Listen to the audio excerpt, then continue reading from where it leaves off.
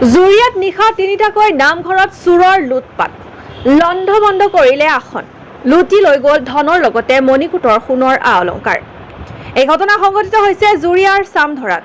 নিশা চোৰে গাঁওখনৰে তিনিটাকৈ নামঘৰ ক্ৰমে বৰ নামঘৰ, মাজু নামঘৰ আৰু সাতঘৰীয়া নামঘৰৰ দুৱাৰৰ তলা ভাঙি লুটপাট চলায়।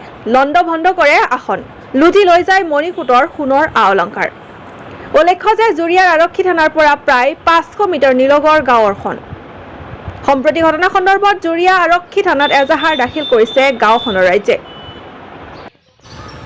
পিতলৰ গছা ওখ ওখ গছা দুটা বৰতাল ডাঙৰ বৰতাল এযোৰ আৰু ঘটি 5টা নিলে শৰাই 2খন নিছে আৰু পইচা অলপ আছিলে প্ৰায় 2000 মান টকা সেইখিনি নিলে আৰু এনেকৈ বস্তু কিছুমান নিছে আৰু সোমালে কোনফালে দি এই পিছফালৰ দৰ্জা আছিলে পিছফালৰ দৰ্জাদি সোমালে পিছফালৰ দৰ্জা সোমালে ন। জুৰিয়াৰ পৰা গিয়াছুদ্দিন আহমেদৰ ৰিপৰ্ট।